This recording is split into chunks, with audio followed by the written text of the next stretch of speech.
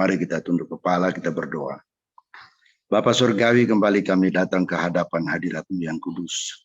Kami mengucap syukur limpah terima kasih Tuhan atas segala kebaikan-Mu yang Kau limpahkan dalam hidup dan kehidupan kami. Kami menyadari bahwa kami masih hidup bernapas, semua itu oleh karena kasih kemurahan Tuhan. Bahkan Engkau masih memberikan kesempatan kepada kami malam hari ini untuk berfellowship bersama-sama lewat platform The Power of Love, di mana kami boleh Tuhan belajar tentang kebenaran firman-Mu. Pakai hamba-Mu Tuhan, sehingga apa yang keluar dari mulut hamba-Mu sesuai dengan kebenaran firman-Mu. Tuntun pimpin-pimpin kami dan kiranya memberkati setiap yang hadir, bahkan sedang dalam persiapan untuk hadir secara online. Mari Tuhan memberkati kami semua. Kami mulaikan acara webinar ini, hanya kami alaskan dalam satu nama, yaitu nama Yesus Kristus, Tuhan dan Juru Selamat kami yang hidup. Haleluya, amin. Amin, amin, amin. Baik, shalom semua ya. Jadi terima kasih. Sebagaimana kita ketahui bahwa webinar ini merupakan rangkaian dari 2 sesi sebelumnya, ya, dengan tema sentral penyesatan, menghindari penyesatan tipis dan tebal. Kita sudah mulai pada sesi pertama dengan penyesatan tebal. Penyesatan tebal artinya penyesatan yang sangat kentara, yang sangat kontras. Yang kedua, kita sudah mulai kemarin dengan penyesatan tipis, yaitu sangat tipis sekali perbedaannya. Namun belum selesai, maka hari ini mudah-mudahan bisa terselesaikan. Namun memang agak panjang juga pada malam hari ini karena ada beberapa poin penting yang perlu kita pelajari bersama-sama. Sebagaimana minggu yang lalu kita sudah membahas beberapa bagian, yaitu pertama berkaitan dengan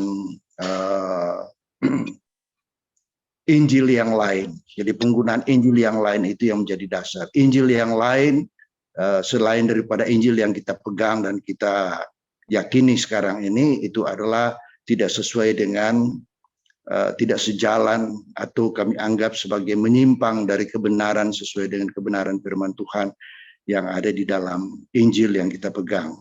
Kitab suci yang kita pegang yaitu Alkitab. Ya, terutama di dalam terjemahan baru terbitan Lembaga Alkitab Indonesia. Kita sudah belajar tentang bagaimana kita menghindari atau kita memahami, kita belajar tentang hal-hal atau ajaran-ajaran yang tidak sejalan dengan ajaran Kristen, seperti Saksi Yehova, Christian Science, Church of Scientology, ya, dan seterusnya dan seterusnya. Sekarang kita belajar tentang yang poin yang ke-9, tentang Yahweisme. Minggu yang lalu Saudari Novi bertanya tentang Yahweisme ini dan sangat serius mengikutinya, dan malam ini kita akan bahas bersama-sama. Saudari atau Ibu Novi ada hadir ya? Baik, terima kasih. Saya lihat ada ya. Ada Pak, sudah masuk. Ya. Halo Bu Novi, ya, Bu Nita dan Pak Lamsar ya, silakan. Baik, terima kasih. Ya, nah kita bicara tentang Yahweisme. Kenapa kita perlu bicarakan ini? Karena dewasa ini banyak gereja, aliran-aliran Kristen mulai menggunakan nama Allah itu sebagai Yahweh. Ya. Nah, ini perlu kita bahas, ya, kita bahas, kita pelajari bersama-sama. Saya menyampaikan ini adalah pendapat saya. Tidak selamanya pendapat saya benar, sekali lagi. Bisa saja keliru, tetapi saya semuanya mendasarkan pada kebenaran firman Tuhan. Jadi tidak mengajarkan doktrin, tetapi yang saya ajarkan sesuai dengan kebenaran firman Tuhan. Ya, nah mari kita mulai, kita bahas mengenai Yahweisme ini. Ya, Yahweisme terdiri dari 2 kata, Yahwe dan Isme. Isme artinya paham atau ajaran. Ajaran yang mengedepankan Yahwe, ya, sebagai ganti nama Allah. Ya. Nah, Yahwe itu biasa disingkat dengan YHWH atau biasa disebut dengan Yod He Waw He, ya, yang terkenal dengan apa yang disebut sebagai tetragrammaton. tetra artinya 4, gramaton artinya huruf. Jadi YHWH ini atau Yod He Waw He ini terkenal dengan tetragramaton. Nah, pertama-tama harus kita ketahui bahwa Yahweh adalah nama Allah orang Yahudi yang beragama Yahudi. Itu dulu kita harus ketahui, ya. Yahweh adalah nama Allah orang Yahudi yang beragama Yahudi. Ya. Nah, Yahweisme itu biasa juga dikenal dengan Yudaisme. Nah, Yahweisme, Yudaisme itu menganut paham unitarianisme. Apa itu paham unitarianisme? Paham unitarianisme adalah paham yang mengatakan bahwa Allah dalam tanda kutip, kalau saya tidak pakai kata Yahweh, ya, bagi mereka yang mungkin menggunakan kata Yahweh, saya sebut saja sebagai Allah sesuai dengan kebenaran firman Tuhan dalam Alkitab, bahwa Allah itu satu-satunya. Jadi tidak ada yang namanya Kristus sebagai anak Allah, tidak ada Roh Kudus. Itu ajaran dari unitarianisme.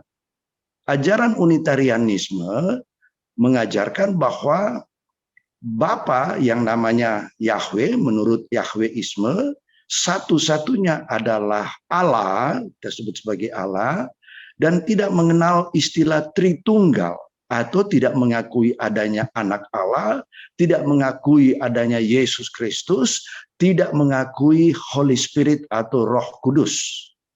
Itu yang harus kita ketahui dulu bersama-sama, ya. Nah, ajaran ini masuk di Indonesia ini tahun 2000-an sebenarnya, ya. Tahun 2000-an itu masuk ke Indonesia. Dan dimulai sebenarnya di Amerika dari gerakan yang menamakan dirinya Sacred Name Movement. Ya, itu dipimpin oleh Jeremy, ya, berkembang di luar negeri memang, di Amerika, di Eropa, ya. Nah, menurut mereka Allah bukanlah nama Tuhan orang Yahudi, ya, sehingga mereka menggunakan nama Yahweh.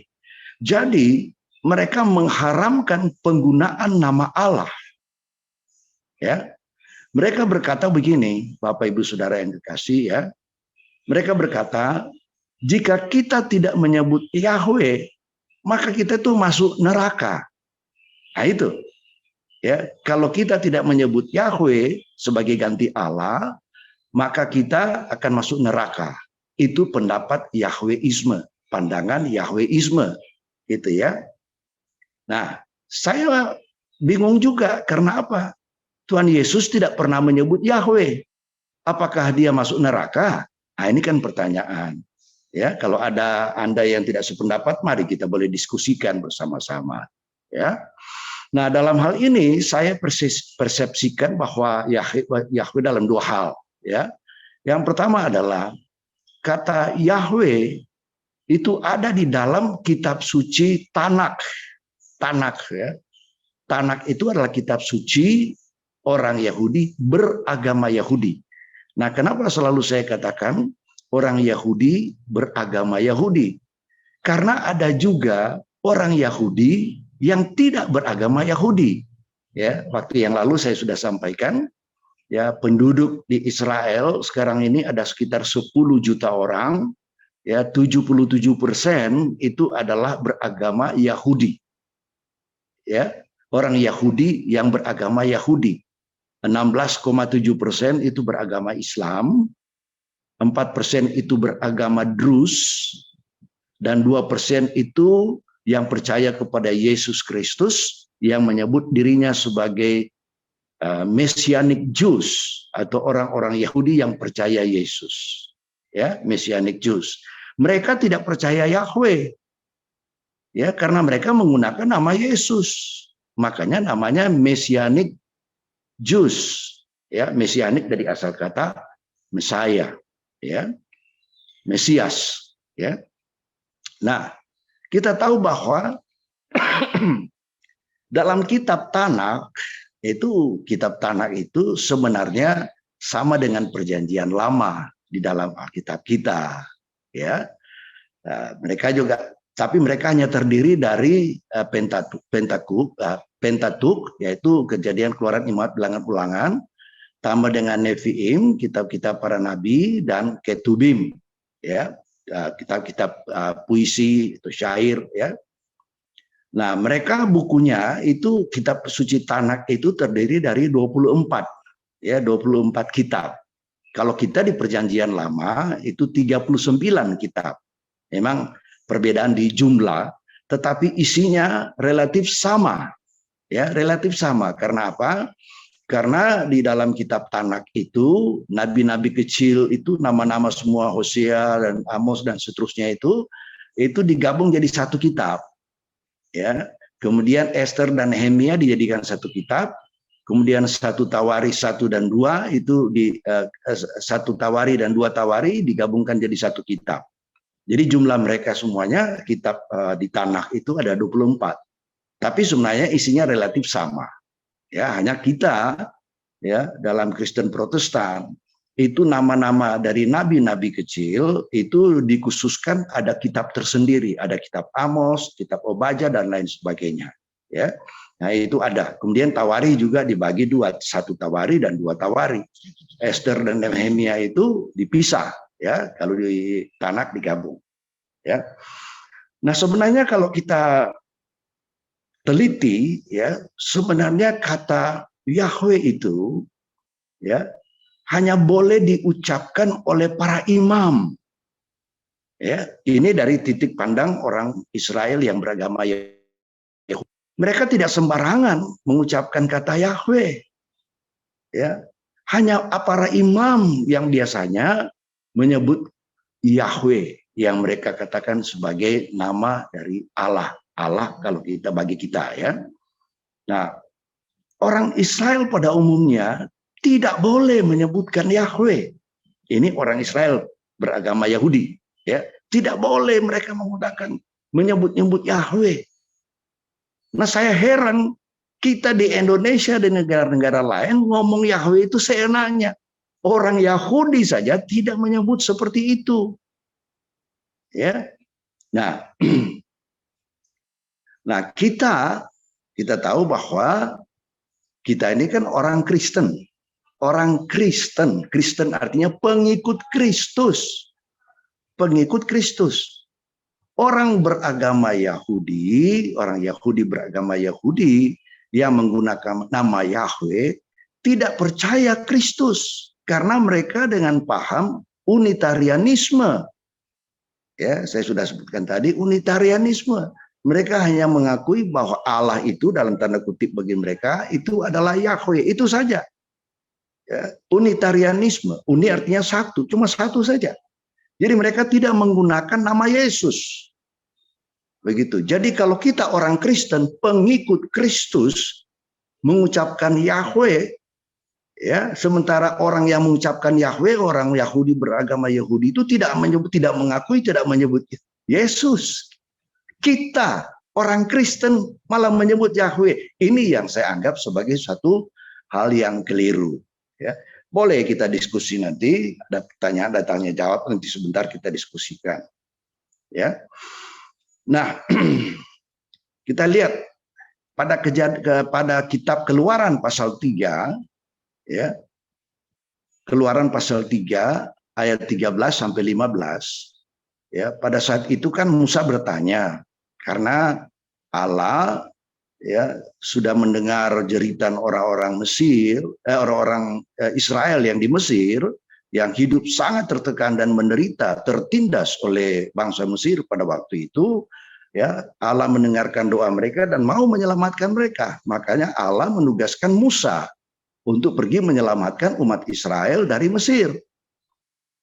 Ya, ketika Musa disuruh, kemudian Musa bertanya, Tuhan, kalau mereka tanya siapa yang menyuruh, Allah, ya, siapa namanya? Apa yang harus saya jawab? Kenapa Musa bertanya demikian? Karena di saat itu suasananya banyak dewa-dewa, banyak orang-orang menyembah dewa-dewa, gitu ya, termasuk orang Mesir, ya, itu dewa-dewa yang digunakan, ya, sebagai sesembahan. Makanya Musa bertanya kepada Allah, apa nama Allah? Gitu. Apa yang harus saya sampaikan kepada mereka? Siapa namamu? Nah, apa jawab Tuhan? Apa nama jawab Tuhan Allah? Ya, aku adalah aku.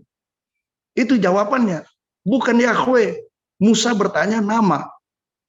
Ya, nama itu proper name.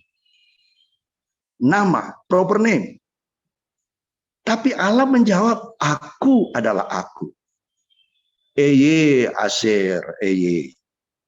Jadi bukan nama, tetapi satu kalimat, aku adalah aku. Eye, Aser, Eye. Ya. Nah, Bapak Ibu Saudara yang kekasih, memang kita perlu memahami bahwa Alkitab kita ya dan Alkitab atau Tanakh mereka itu memang ada perbedaan ya, karena dasarnya di situ ya. Nah, pada umumnya mereka menggunakan Masoretic text, yaitu naskah Ibrani secara otoritatif ya. Ada naskah Ibrani, tetapi ada juga di dalam Tanakh itu yang berbahasa Aramaik ya, seperti kitab Daniel, kitab Esther itu menggunakan bahasa Aram ya, Aramaik. Itu jumlahnya 24 kitab, saya sudah jelaskan tadi ya. Nah, sementara kita ini khususnya Perjanjian Baru ya, kita menggunakan Alkitab yang diterjemahkan atau yang ditulis dalam bahasa Yunani ya, namanya Textus Receptus yang diterbitkan oleh seorang pastor ya, itu Erasmus namanya, di Rotterdam di Belanda itu pada tahun 1516 ya. Nah, perlu kita jelaskan bahwa kenapa di Alkitab kita ya, saya mohon kalau Anda ada Alkitab Anda bisa buka ya. Ada dua jenis penulisan kata Tuhan di dalam Alkitab. Alkitab kita. Ya. Pertama, ya, Tuhan dengan huruf besar semua. T besar, U besar, H besar, A besar, N besar. Tuhan. Nah, Lembaga Alkitab Indonesia menerjemahkan itu dalam bentuk Tuhan dengan semua huruf besar.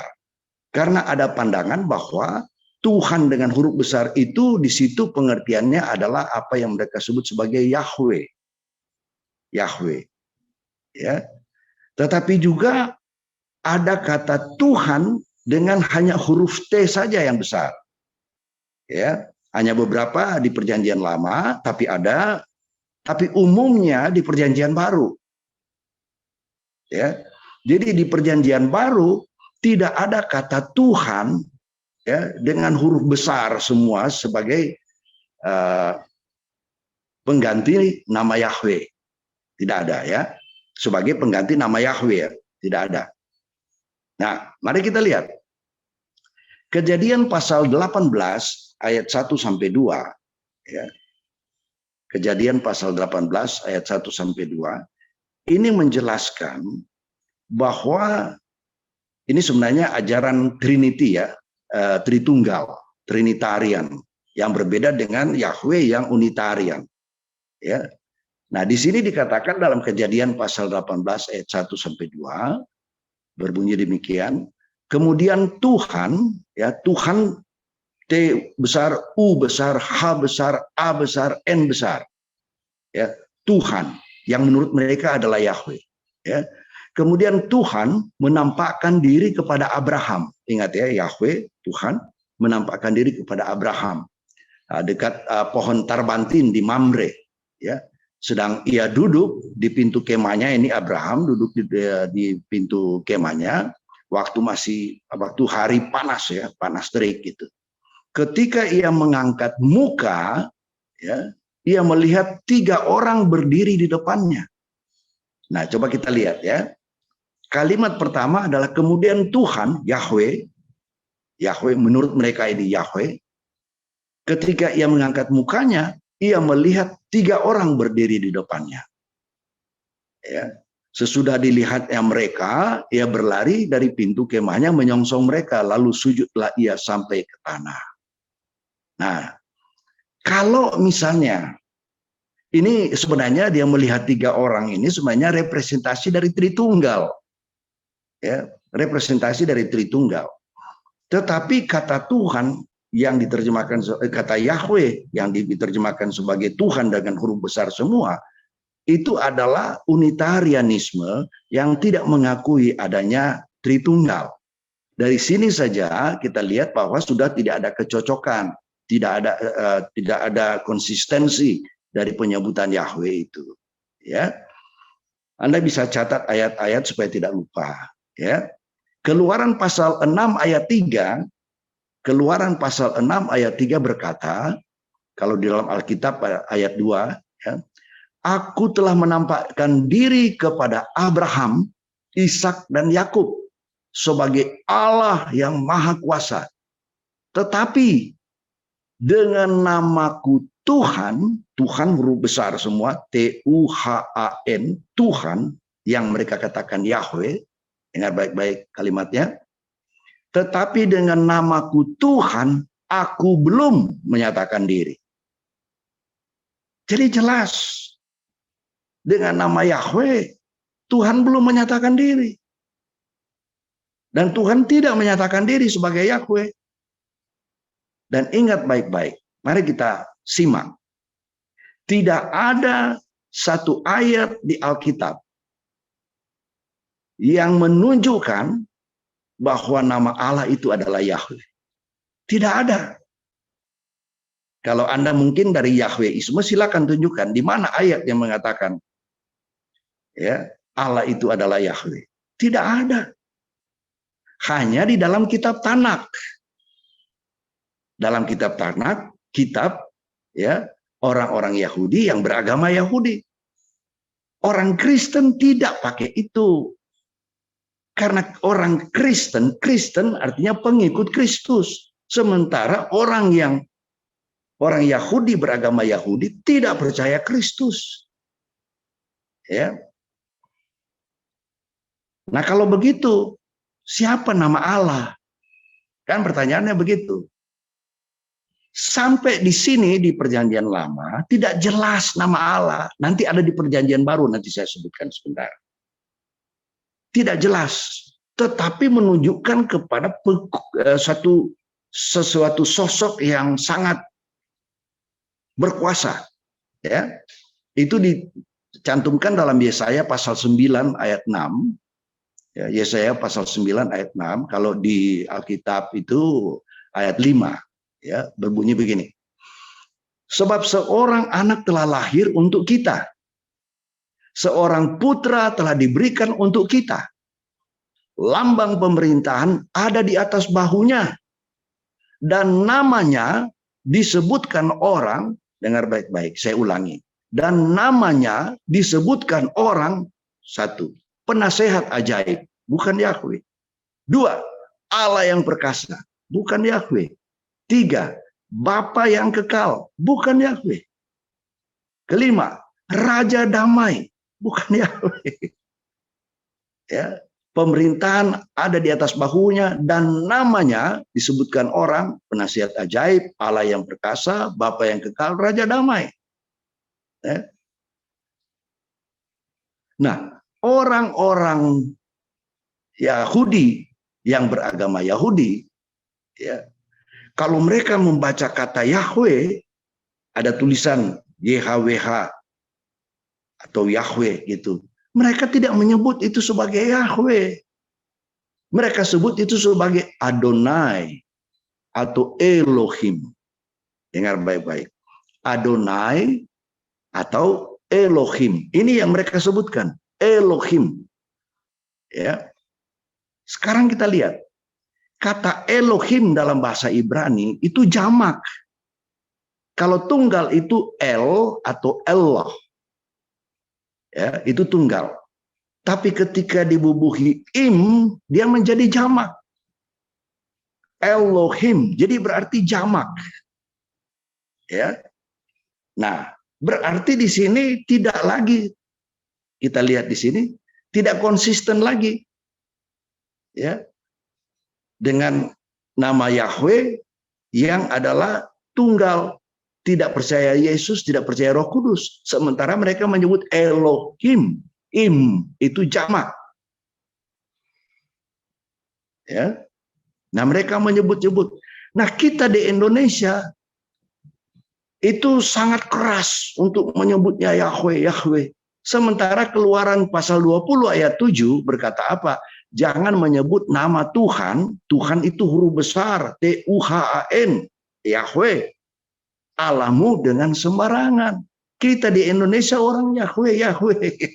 Sementara mereka orang Yahudi tidak menyebut seperti kita. Mereka kalau baca Yahweh, mereka sebut sebagai Adonai. Adonai. Atau Elohim. Atau Yehovah. Itu yang mereka sebutkan. Ya. Sementara kalau penyebutan oleh imam-imam, ya, Yahweh, itu sebenarnya cuma sekali dalam setahun. Ya. Hanya oleh para imam. Pada hari-hari itu pun pada hari-hari raya besar orang Yahudi. Ya, misalnya pada hari raya tahun baru, ya, mereka sebut sebagai Rosh Hashanah, itu perayaan tahun baru. Atau hari raya penebusan dosa yang namanya Yom Kippur, gitu, ya. Sebenarnya hari raya orang Yahudi itu bukan cuma itu, ada beberapa, ya. Nah, mari kita lihat. Ada 10 sebenarnya hari raya orang Yahudi. Ya. Yang pertama, yang terutama itu tahun baru mereka, yang mereka sebut sebagai Rosh Hashanah. Ya. Yang kedua itu adalah Yom Kippur, tadi saya sudah sebutkan. Yang ketiga itu disebut sebagai Sukkot. Sukkot, atau kalau bahasa Ibrani disebut Sukkah. Ya. Sukkah itu tunggal, kalau Sukkot itu jamak. Maksudnya perayaan apa? Perayaan berkemah. Mengapa perayaan berkemah? Ini adalah perayaan untuk mereka mengingat perjalanan 40 tahun orang-orang Yahudi yang ada di padang belantara setelah keluar dari Mesir. Mereka merayakan itu, yang namanya Sukkot. Ya. Yang keempat adalah Shemini Atzeret dan Simchat Torah. Ya. Itu adalah hari tambahan setelah Sukkot, setelah mereka merayakannya itu di kemah-kemah untuk mengingat perjalanan mereka selama 40 tahun nenek moyang mereka di padang belantara. Mereka masih tetap selesai itu Sukkot, mereka tetap masih tinggal di kemah, ya, karena mereka membaca Taurat, ya, disebut juga perayaan Taurat itu, ya, itu Shemini Atzeret dan Simchat Torah, ya. Yang kelima hari raya mereka itu Hanukkah namanya. Ya, Hanukkah itu artinya hari pentahbisan. Ya. Yang keenam itu ada yang disebut sebagai Tu Bishvat. Itu tahun baru pohon. Ya. Yang ketujuh itu hari raya Purim. Ya. Apa artinya hari raya Purim? Itu adalah hari raya pembebasan dari Persia. Jadi mereka mengingat, ya, pembebasan dari Persia, ya. Bangsa Persia yang menjajah, yang menindas mereka, ya, itu setelah mereka terbebas, mereka ingat sekali karena sangat menderita, mereka kasih nama perayaan Hari Raya Purim, ya. Yang kesembilan itu adalah Hari Raya Shavuot atau perayaan panen, ya, perayaan juga mereka rayakan itu sebagai suatu momentum untuk memperingati turunnya Taurat di Gunung Sinai itu, ya, itu namanya Shavuot. Kemudian yang ke-10 adalah hari raya Tisha B'Av. Ya. Tisha B'Av ini adalah hari berkabung. Kenapa mereka berkabung? Karena mereka memperingati rangkaian tragedi, ya, yang terjadi bagi bangsa Yahudi, bangsa orang-orang Israel ini, ya. Seperti penghancuran Bait Allah pertama dan kedua, ya, di Yerusalem kuno, dan mereka mengingat peristiwa Holocaust. Ya, Holocaust itu adalah peristiwa di mana tentara Jerman itu membunuh 6 juta orang Yahudi. Ya, luar biasa. Hanya masukkan mereka di selokan, ditutup sedemikian rupa, kemudian dipakai gas beracun, 6 juta orang mati. Ya, orang Israel. Itu sangat menderita. Maka mereka selalu memperingati itu sebagai hari berkabung. Ya, Tisha B'Av.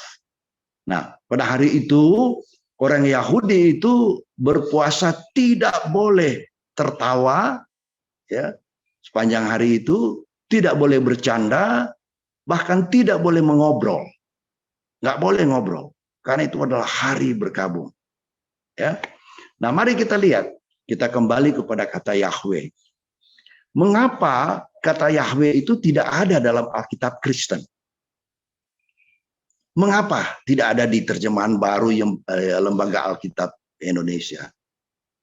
Ya, ini kan pertanyaan. Kenapa? Kalau memang betul Yahweh itu adalah nama Allah, kenapa tidak ada dalam Alkitab? Pertama, Yahweh itu adalah nama sesembahan orang Yahudi yang beragama Yahudi. Saya sudah sampaikan tadi. Yang kedua, ajaran agama Yahudi tidak sesuai dengan ajaran agama Kristen.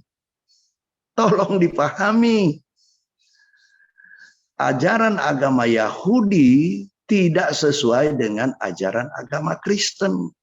Karena agama Kristen percaya Tritunggal, percaya Yesus Kristus dan Holy Spirit, Roh Kudus, mereka tidak. Ya berarti kan tidak sejalan. Nah, gitu. Ya, sementara dalam perjanjian baru kita mengetahui bahwa satu-satunya juru selamat itu adalah Tuhan kita Yesus Kristus. Mari kita lihat lagi. Ya. Yang ketiga, sebab kalau semua kata Allah harus diganti dengan kata Yahweh, maka seharusnya semua kata Allah di perjanjian baru juga diganti dengan Yahweh. Agar ada konsistensi kan. Suatu hal yang tentunya tidak disetujui oleh semua, ya, termasuk oleh orang Yahudi itu sendiri. Kenapa? Karena orang Yahudi beragama Yahudi tidak mengenal perjanjian baru. Jadi kalau kata Yahweh ditulis di perjanjian baru, mereka keberatan. Ya karena mereka tidak percaya perjanjian baru. Ya. Bahkan jangankan perjanjian baru, perjanjian lama pun mereka tidak percaya. Saya beberapa kali di Israel, kalau kita tanya apakah Anda percaya perjanjian lama, apa Anda pakai Tanakh, ya oh berarti perjanjian lama. Mereka marah. Mereka marah. Karena menurut mereka walaupun isinya sama, relatif sama, tetapi mereka tidak mengakui Tanakh itu sebagai perjanjian lama. Kenapa? Karena kalau mereka mengakui bahwa Tanakh itu juga perjanjian lama, berarti mereka juga mengakui harus ada perjanjian baru. Tapi karena mereka tidak mengakui perjanjian baru, maka Tanakh mereka tidak mau menyebutkan sebagai perjanjian lama. Begitu. Ya. Yang berikut adalah perjanjian baru ditulis dalam bahasa Yunani yang tidak mengenal lafaz YHWH. Ya. Sementara bahasa Ibrani ini tidak mengenal huruf hidup kan? Begitu. Yang berikut adalah penggunaan kata Allah di perjanjian baru diterjemahkan dari aslinya, yaitu bahasa Yunani yang menyebut nama Allah atau yang mereka sebut sebagai Yahweh itu dengan kata Kyrios. Kyrios atau Theos. Theos. Ya, yang kita terjemahkan sebagai Tuhan. Tuhan. Ya. Nah, kita lihat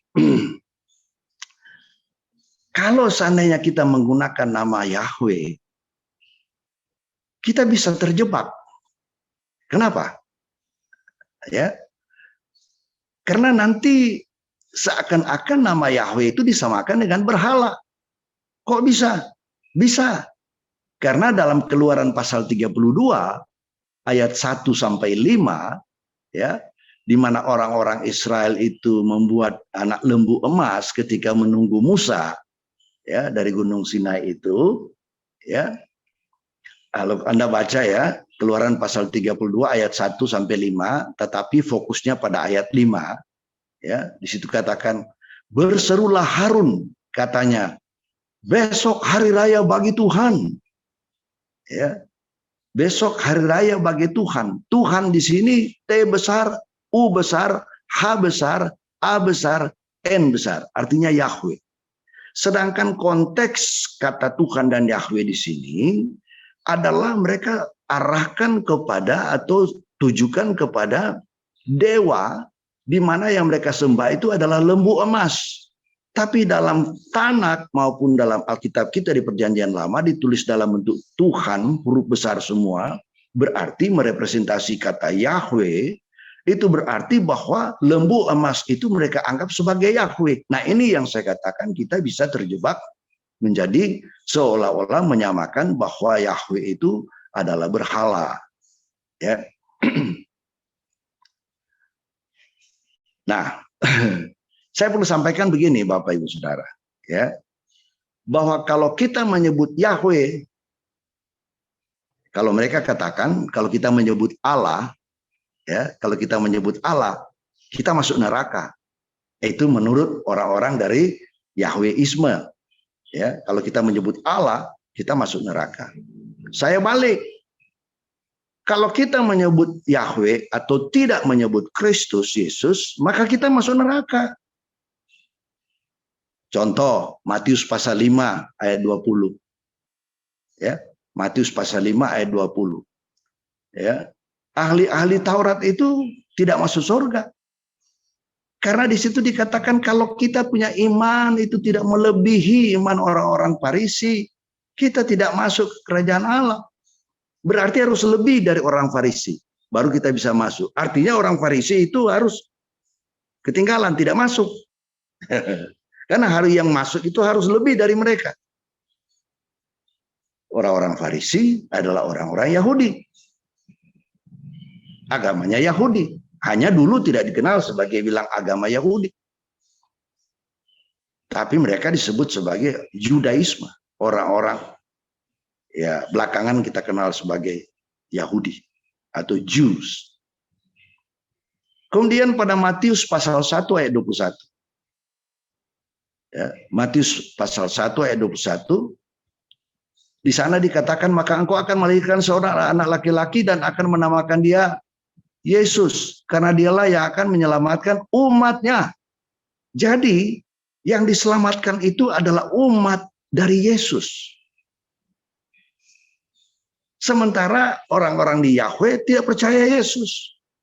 Perjanjian baru dalam Matius pasal 1 ayat 21, yang diselamatkan itu nanti itu adalah karena Yesus datang untuk menyelamatkan, ya, orang-orang yang percaya kepada Dia. Orang-orang Yahudi kan tidak percaya kepada Yesus. Maka jelas mereka tidak masuk surga alias neraka, gitu ya. Yang berikut, Yohanes pasal 3 ayat 16. Yohanes pasal 3 ayat 16 berkata apa? Karena begitu besar kasih Allah akan dunia ini, sehingga dikaruniakannya anaknya yang tunggal, supaya barang siapa yang percaya kepadanya tidak binasa, melainkan beroleh hidup yang kekal. Jadi berarti kalau orang yang tidak percaya Kristus akan binasa. Orang-orang Yahweh yang beranggapan menggunakan kata Yahweh tidak percaya Kristus. Berarti mereka akan binasa. Ini firman Tuhan, bukan omongan saya. Firman Tuhan. Lagi, Kisah pasal 4 ayat 12. Kisah para Rasul pasal 4 ayat 12 apa isinya? Di bawah kolong langit ini tidak ada nama lain yang olehnya manusia dapat diselamatkan selain di dalam Dia. Dia itu siapa? Kalau Anda baca di ayat sebelumnya, Yesus. Di bawah kolong langit ini. Orang Yahudi di Israel sana ada di bawah kolong langit ini. Tidak ada nama lain selain daripada Kristus. Jadi kalau kita tidak percaya Kristus, kita tidak diselamatkan. Nah, orang-orang yang Yahweisme itu memaksakan diri supaya di ibadah-ibadah dimanapun disebut-sebut Yahweh. Ini kalau menurut saya adalah cara-cara yang digunakan oleh orang-orang yang berpaham dari aliran agama Yahudi untuk mengacaukan dan mengelabui orang-orang yang percaya kepada Kristus untuk tidak menyebut Kristus lagi, tapi menyebut Yahweh. Coba Anda bayangkan, Anda hadir saja di tempat-tempat ibadah mereka, jarang mereka sebut Yesus, selalu Yahweh. Jadi menghilangkan nama Kristus. Ya. Nah, kita tahu bahwa dalam 1 Tesalonika pasal 2 ayat 15 sampai 16 di sana dikatakan apa? Bahkan orang-orang Yahudi itu telah membunuh Tuhan Yesus dan para nabi dan telah menganiaya kami pengikut Kristus. Apa yang berkenan kepada Allah tidak mereka pedulikan dan semua manusia mereka musuhi. Nah, ini baca baik-baik. 1 Tesalonika pasal 2 ayat 15 sampai 16. Kenapa? Kenapa mereka begitu? Baca 2 Korintus pasal 3 ayat 14 sampai 15. Selubung itu masih menyelubungi mereka. Jika mereka membaca perjanjian lama itu tanpa disingkapkan, karena hanya Kristus saja yang dapat menyingkapkannya.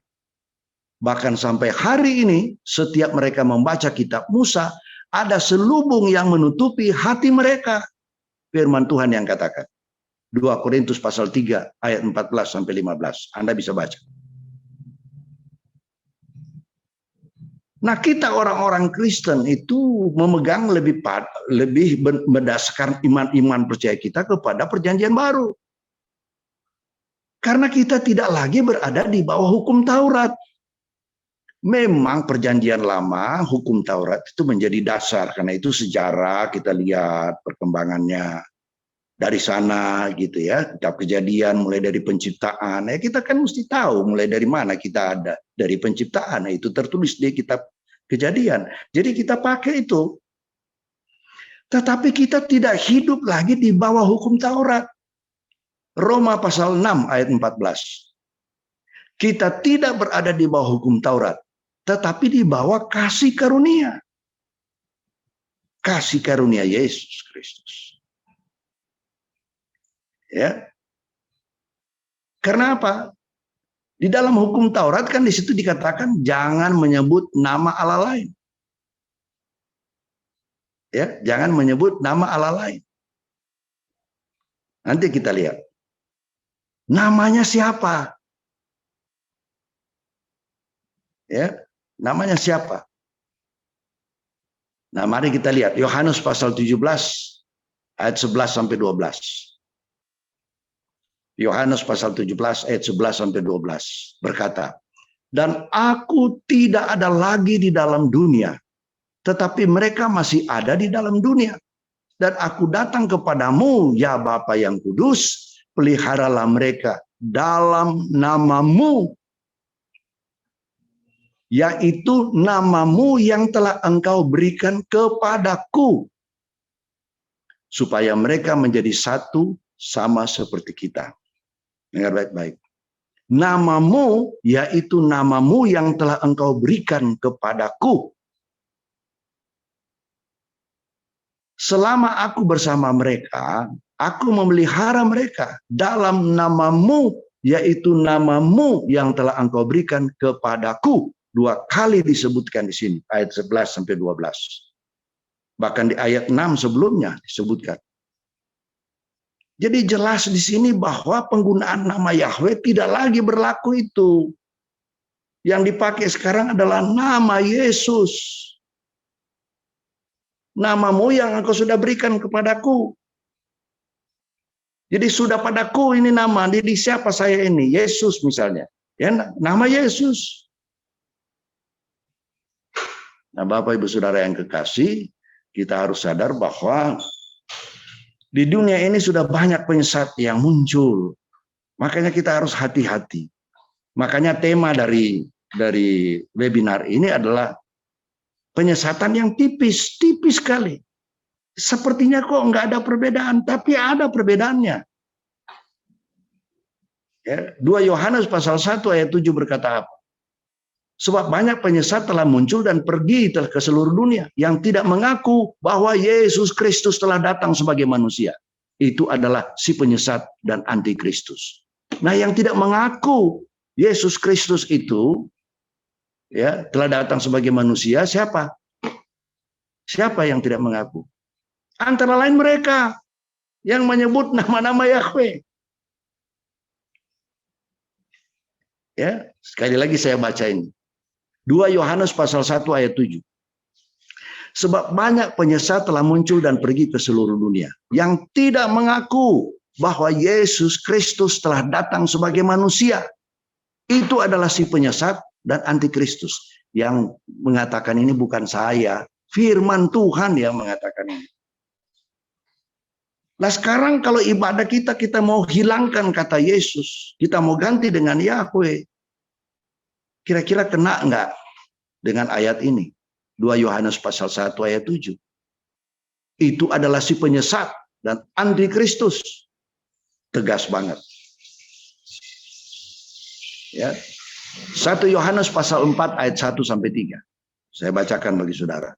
Saudara-saudaraku yang kekasih, janganlah percaya akan setiap roh, tetapi ujilah roh-roh itu, apakah mereka berasal dari Allah. Sebab banyak nabi-nabi palsu yang telah muncul dan pergi ke seluruh dunia. Demikianlah kita mengenal roh Allah. Setiap roh yang mengaku bahwa Yesus Kristus telah datang sebagai manusia berasal dari Allah. Saya ulangi. Setiap roh yang mengaku bahwa Yesus Kristus telah datang sebagai manusia berasal dari Allah. Ya, selanjutnya. Dan setiap roh yang tidak mengaku Yesus tidak berasal dari Allah. Roh itu adalah roh antikristus dan tentang dia telah kamu dengar bahwa ia akan datang dan sekarang ini ia sudah ada di dalam dunia. Jelas sekali. Yesus, kata Yesus, nama Yesus Kristus. Nah, kemarin juga ditanyakan tentang nama Yeshua HaMashiach. Kalau nama Yeshua HaMashiach itu adalah nama Yesus Kristus, tetapi dalam bahasa Ibrani. Makanya orang-orang Yahudi yang percaya kepada Kristus yang namanya Messianic Jews, itu mereka menggunakan Yeshua HaMashiach, tetapi tidak menggunakan nama Yahweh di perjanjian lama. Mereka menggunakan Yeshua HaMashiach. Itu soal nama bagi mereka dalam bahasa Ibrani, tapi objeknya sama, yaitu Yesus Kristus. Namanya saja dalam bahasa Ibrani. Ya, karena apa? Karena dalam bahasa Yunani, ya, Yesus Kristus itu dalam bahasa Yunani Isos Kristus. Isus Kristus. Ya, dalam bahasa Cina itu namanya Yesu Jedu. Dalam bahasa Belanda Yesus Kristus. Dalam bahasa Itali Gesù Cristo. Dalam bahasa Latin Yesus Kristus. Iso dalam bahasa Aramaik kalau untuk Yesus. Kalau bahasa Arab Isa. Bahasa Indonesia Yesus, sama. Ya. Jadi harus kita sadari yang memberikan keselamatan itu hanya di dalam nama Yesus. Keselamatan hanya ada di dalam nama Yesus, jangan dirubah-rubah. Keselamatan hanya di dalam nama Yesus. Baca Kisah Para Rasul 4 ayat 12 tadi. Saya sudah sebutkan tadi. Bahkan dalam Yohanes pasal 14 ayat 6 berkata apa? Kata Yesus kepadanya, Akulah jalan dan kebenaran dan hidup. Tidak ada seorang pun yang datang kepada Bapa kalau tidak melalui aku. Jadi kalau tidak melalui Yesus, tidak ada orang yang diselamatkan. Yang mengatakan bukan saya, firman Tuhan yang berkata. Kolose pasal 2 ayat 8 sampai 9. Hati-hatilah supaya jangan ada yang menawan kamu dengan filsafatnya yang kosong dan palsu, menurut ajaran turun-temurun dan roh-roh dunia, tetapi tidak menurut Kristus. Sebab dalam dialah berdiam secara jasmania seluruh kepenuhan kealahan. Jadi di dalam Kristus itu yang mereka sebut sebagai Allah itu adalah Yahweh, itu sudah ada di dalam Kristus. Sebab di dalam dialah berdiam secara jasmania seluruh kepenuhan kealahan. Firman Tuhan yang katakan. Nah, kalau Anda misalnya dari aliran Yahweisme, ya, bagaimana Anda menafsirkan ayat-ayat berikut ini? Ya, sementara mereka tidak percaya Yesus. Yohanes pasal 14 ayat 6 sampai 14. Tolong kalau ada yang paham Yahweisme, tolong dipahami ini dan tolong dijawab. Yohanes pasal 14 ayat 6 sampai 14.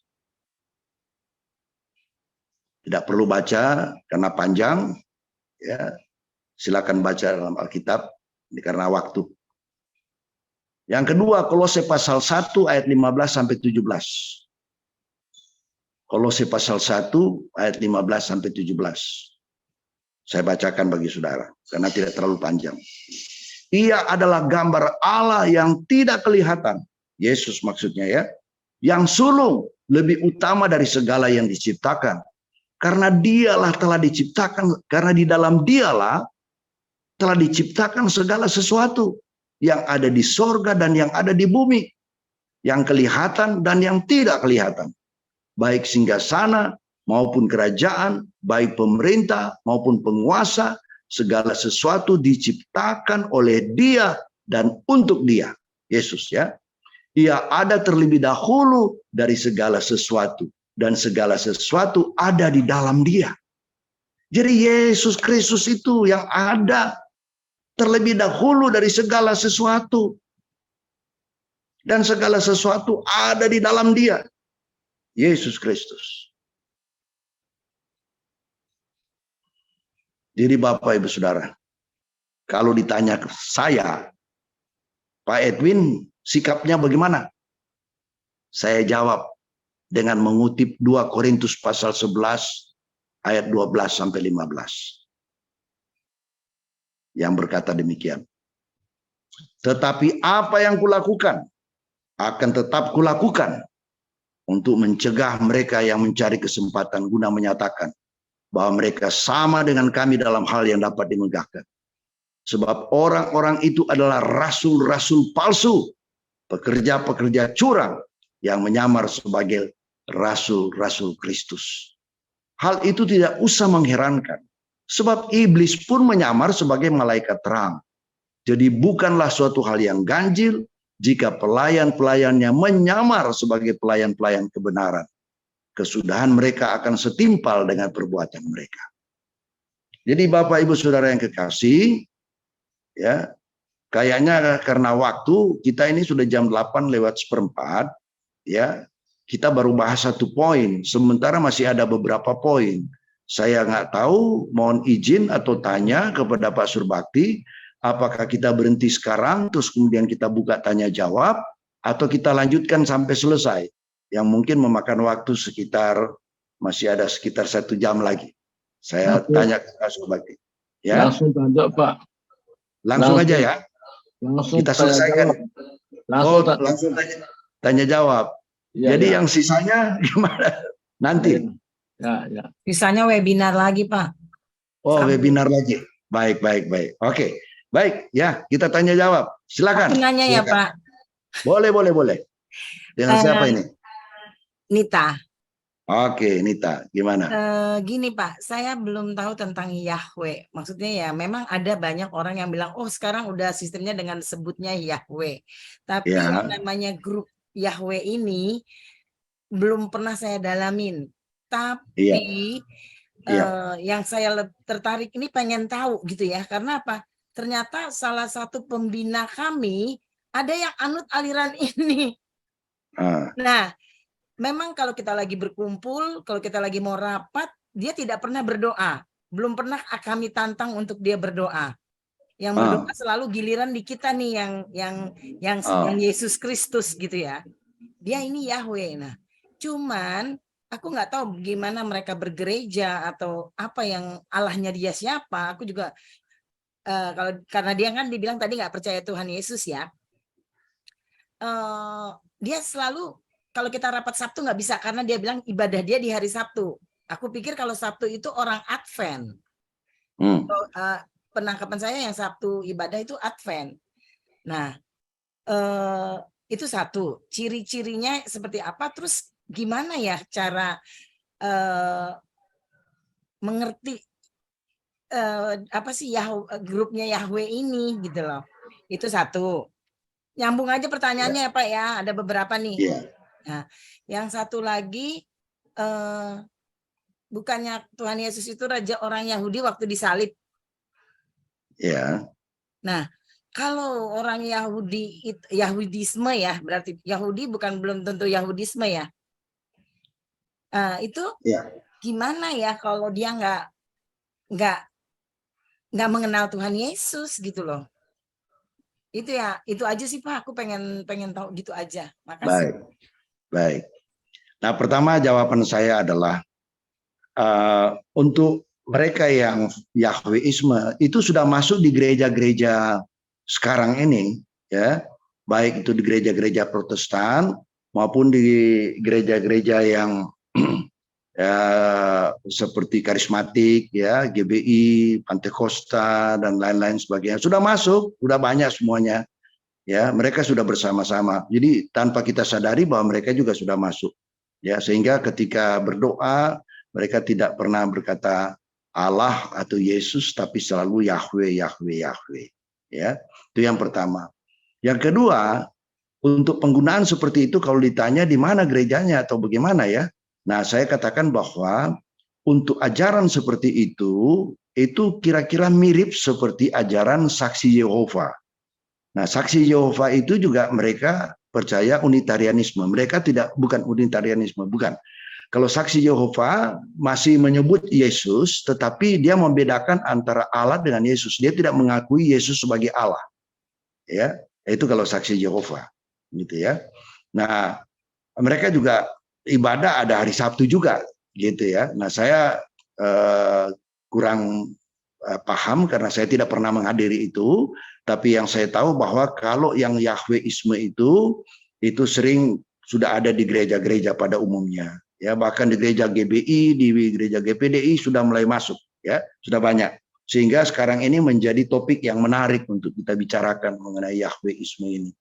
Banyak menggunakan kata Yahweh, nama Allah itu Yahweh. Bahkan mereka mengatakan jangan menggunakan nama Allah. Kalau kita menggunakan nama Allah itu nanti masuk neraka. Nah, gitu. Harus pakai nama Yahweh, gitu ya. Karena mungkin juga salah satu di Indonesia berkembang pesat. Oleh karena apa? Karena di Malaysia pernah dilarang, saya nggak tahu sampai sekarang masih berlaku atau tidak, dilarang untuk menggunakan nama Yahweh, nama Allah bagi orang-orang Kristen.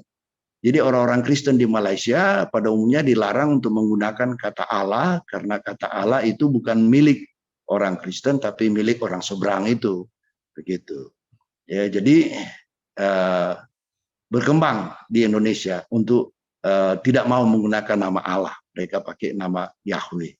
Ya, nah memang saya tidak katakan bahwa itu salah.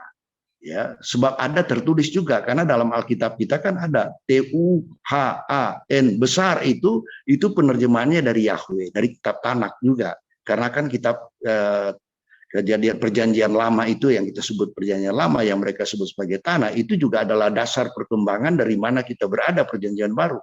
Karena perjanjian baru itu tidak akan ada kalau tidak ada perjanjian lama. Karena perjanjian baru merupakan terusan dari perjanjian lama. Tetapi kalau di perjanjian lama dasarnya pada hukum Taurat, pada perjanjian baru pada umumnya dasarkan pada kasih karunia. Begitu.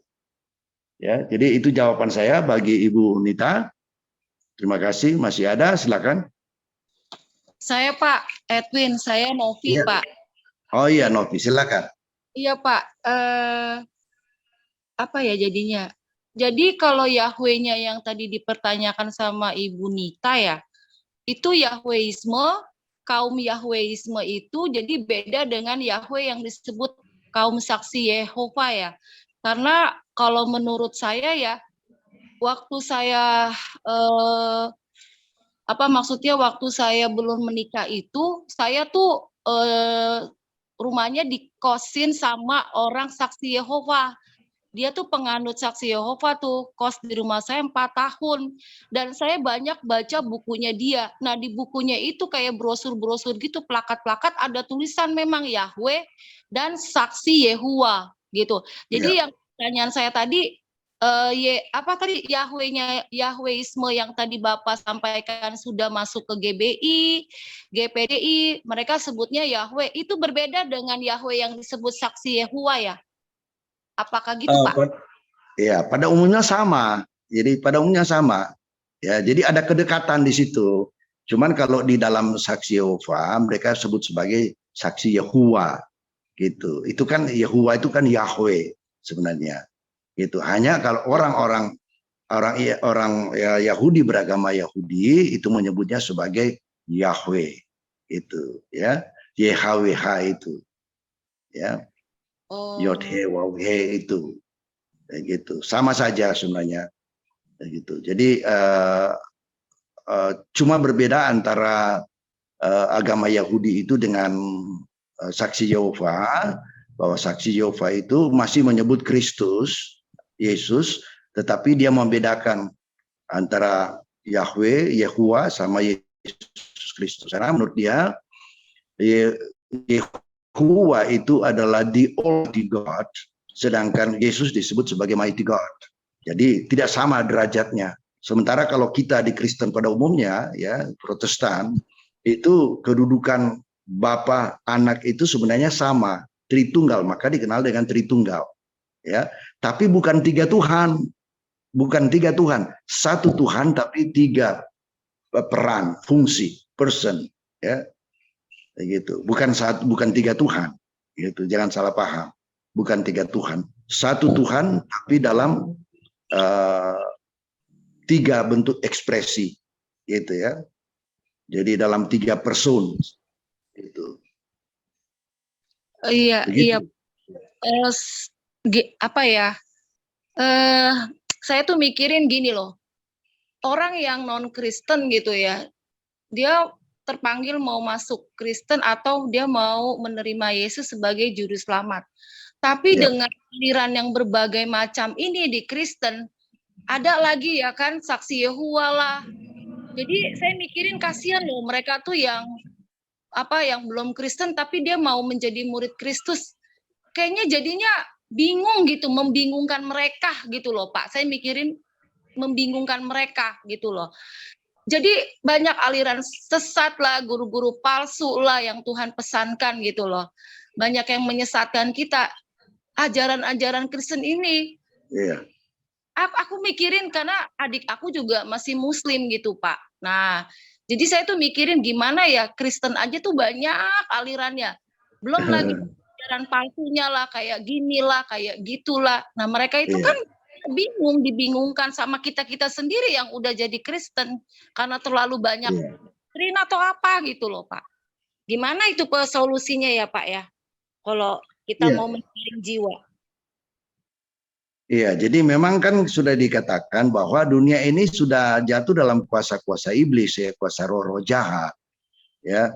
Dan oleh sebab itu saya sudah jelaskan waktu yang lalu bahwa kita perlu belajar kebenaran firman Tuhan. Ya, kita perlu belajar. Makanya jangan sembarang memilih, tapi belajar. Kita belajar mana yang benar.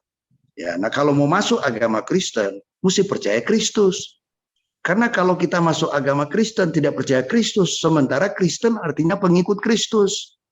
Jadi kalau masuk Kristen berarti masuk orang yang percaya kepada Kristus. Nah, carilah ajaran yang mengajarkan tentang Kristus. Nah, di ajaran Yahweh itu tidak ada ajaran Kristus. Gitu. Iya. Kan gitu. Kan bisa lihat di situ. Di mana yang mengajarkan Kristus. Gitu. Baru bisa masuk Kristen. Karena Kristen adalah pengikut Kristus. Kan gitu. Iya Pak. Iya. Oke.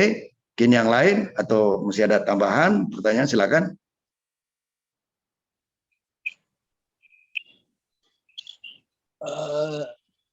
Gini Pak Edwin, saya mau tanya dikit. Sorry Pak, ya, saya merah. Pak Lamsar. Iya, terkait dengan cuma namanya aja, wajahnya nggak kelihatan ini. Iya, sorry Gak Pak apa-apa. ya.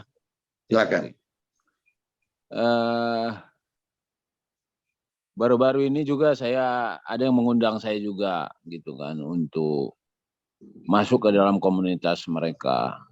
Pertama melalui Facebook kan, begitu kita respon amin begitu karena ada kata-kata penguatan gitu kan. Jadi saya aminkan. Nah, kita langsung direspon begini, apakah Anda percaya begini, apa ini. Nah, saya tulislah iya karena itu poinnya Yesus gitu. Tapi setelah itu ada banyak pertanyaan, terus saya jawab aja. Apakah ini ajaran yang mengubah nama Yesus jadi Tuhan yang Maha Kuasa? Saya bilang, habis itu nggak direspon. Gitu. Nah, itu terus mereka banyak di medsos seperti itu. Mereka mencoba memahami Alkitab itu dari sisi bahwa ilmu reinkarnasi gitu kan Pak ya, bahwa Yesus juga berinkarnasi menjadi manusia pada saat awalnya gitu ya, pada saat datang ke dunia. Dan juga di akhirnya nanti juga akan ada proses reinkarnasi juga. Katanya di hari penghakiman itu atau di hari-hari terakhir itu seperti mereka sudah menganggap hari inilah, saat ini sudah hari-hari terakhir gitu. Nah, kelihatannya kita mau dibawa kepada situasi bahwa sekarang sudah ada reinkarnasi Kristus gitu. Itu yang saya coba pahami, diarahkan mereka gitu. Bahwa mereka mau mengubah sekarang. Maka zamannya sekarang bukan nama zaman Yesus lagi, bukan zaman kasih karunia lagi. Tapi sudah zaman penghakiman. Jadi Yesus itu sekarang sudah ada reinkarnasi. Itu ada di Wahyu. Mereka masuk ke Wahyu dan juga dasar mereka saya lupa di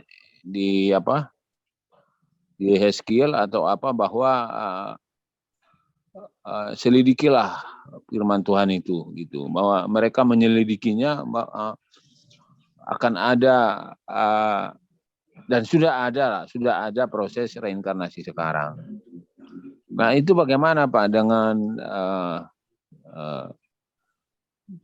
yang kaitannya seperti Bapak sampaikan itu, status daripada nama YHWH ini dengan Tuhan yang Maha Kuasa ini, mereka kenapa ini diperdebatkan atau kenapa ada mencoba menggiring gitu ke nama-nama berbeda-beda seperti itu apakah itu ajaran palsukah atau bagaimana? Baik, ya saya jawab bahwa sudah saya baca berkali-kali tadi ya, kalau ajaran itu tidak mengikuti ajaran Kristus, maka itu adalah si penyesat dan itu adalah si antikristus. Itu tadi sudah kita baca ayatnya ya. Nah, yang saya ingin sampaikan bahwa kalau seandainya kita belajar di dalam satu gereja atau satu ajaran tertentu yang tidak mengajarkan Yesus Kristus, itu sebaiknya kita keluar dari situ. Ya. Kecuali kalau kita mau terus, ya berarti kita meninggalkan Yesus Kristus. Karena jelas sekali bahwa firman Tuhan berkata bahwa tidak di bawah kolong langit ini tidak ada nama lain selain daripada Dia, yaitu Yesus Kristus. Ya, Yohanes pasal 3 ayat 16 kan berkata apa? Jelas. Karena begitu besar kasih Allah akan dunia ini, sehingga dikaruniakannya anaknya yang tunggal, supaya barang siapa yang percaya kepadanya tidak binasa, tetapi beroleh hidup yang kekal. Jadi jelas di situ bahwa Yesus Kristus, bukan ajaran yang lain. Nah, kenapa mereka mau menggunakan Tuhan yang Maha Kuasa? Untuk mengalihkan sebagai first step untuk tidak menyebut Yesus dulu, jadi pakai Tuhan yang Maha Kuasa dulu, supaya mudah untuk beralih ke Yahweh atau ke nama yang lain. Gitu. Sebab kalau dari Kristus kemudian pindah ke Yahweh terlalu drastis kan? Gitu, terlalu drastis perpindahannya. Karena di Yahweh dan Kristus itu beda. Ya. Nah, cuman memang ada aliran juga yang mengatakan bahwa Yahweh itu berinkarnasi menjadi Yesus. Tapi menurut Yahudi yang pakai Tanak dan dengan nama Yahweh itu mereka tidak setuju. Ya, tidak seperti itu. Begitu. Karena mereka tidak percaya Yesus. Begitu. Sementara kita orang-orang yang percaya kepada Kristus itu yakin bahwa Yesus Kristus itu sebagai juru selamat. Begitu. Hanya di dalam Dia ada keselamatan. Jelas tadi kan ayat-ayat sudah banyak kita baca tadi. Begitu. Jadi tidak ada keselamatan selain daripada di dalam Yesus Kristus. Begitu. Jadi kalau ada perubahan nama atau apapun ya kalau Yeshua HaMashiach masih kita bisa terima. Karena itu nama lain, bukan nama lain, artinya nama dalam bahasa Ibrani, nama Yesus Kristus dalam bahasa Ibrani. Gitu. Makanya orang-orang Yahudi yang percaya kepada Yesus yang namanya Messianic Jews itu mereka tidak pakai Yahweh. Ya, tapi mereka pakai, kalau dalam bahasa Inggrisnya disebut God, mereka pakai God saja. Ya, ya kalau kita sebut sebagai Allah gitu ya, pakai God, tapi tidak menggunakan nama Yahweh. Kalau orang-orang yang beragama Yahudi jelas sekali dalam Alkitabnya menggunakan Yahweh, gitu. Tapi dalam Perjanjian Baru tidak ada nama Yahweh, gitu. Semua Yesus gitu. Begitu Pak Lamsar. Masih ada lain mungkin? Silakan.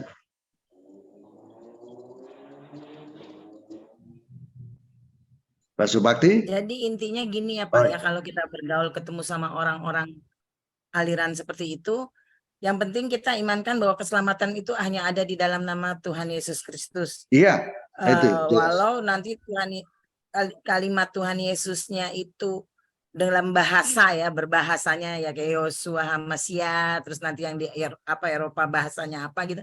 Itu pokoknya tetap di dalam nama Tuhan Yesus. Cuman kalau sekarang kita berbicara sama orang yang selalu menyebut Yahweh, itu aku tuh jadi pengen nyeletuk gini, Yahweh itu apa? Terus keselamatan, kalau di Alkitab kan udah dibilang keselamatan itu hanya ada di dalam Tuhan Yesus.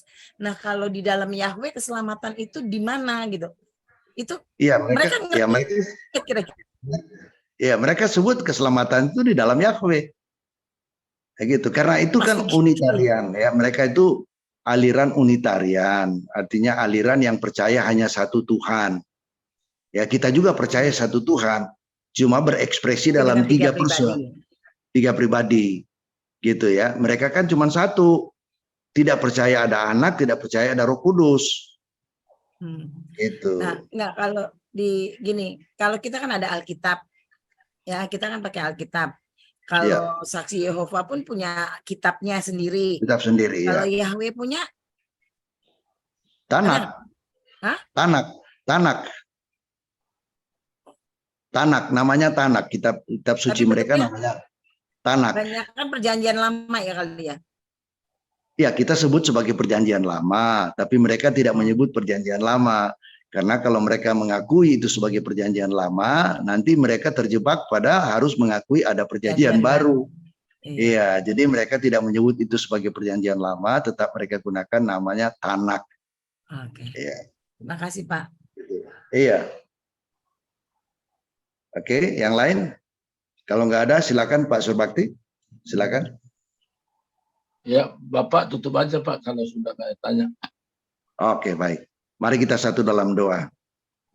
Bapak Surgawi, terima kasih kembali kami datang ke hadapan hadirat-Mu yang kudus Tuhan. Kami mengucap syukur Engkau telah memimpin kami dalam webinar ini. Kami yakin dan percaya Tuhan akan terus memberikan kami pengajaran-pengajaran, pengertian-pengertian yang jelas supaya kami tidak keliru, supaya kami tidak salah langkah, tidak tersesat, tapi kami mau selalu ada di dalam Engkau. Tuntun, pimpin, bimbing kami. Memberkati setiap yang hadir, bahkan yang tidak hadir, mari Tuhan berkati kami semua. Kami serahkan semua dalam tangan-Mu Tuhan. Pelihara kami untuk acara-acara selanjutnya, minggu depan dan seterusnya kami serahkan dalam tangan Tuhan, dan kiranya damai sejahtera sukacita Allah menyertai kami semua. Dalam nama Yesus kami berdoa. Haleluya. Amin. Amin. Haleluya. Amin. Amin. Jadi sampai kita hari Selasa depan Pak ya. Oh iya, boleh. Ya. Oke. Jadi selesai acara kita malam ini. Oke. Ya. Jadi saya tutup Pak ya. Boleh. Makasih Oke. Pak Erwin ya. Terima kasih. Pak Erwin, terima Pak Lamsar, terima kasih. Bu Nita, Bu Novi, Bu Tiar. Terima kasih. Tuhan berkati semua. Terima kasih. Ya. Sama-sama. Ya, terima kasih.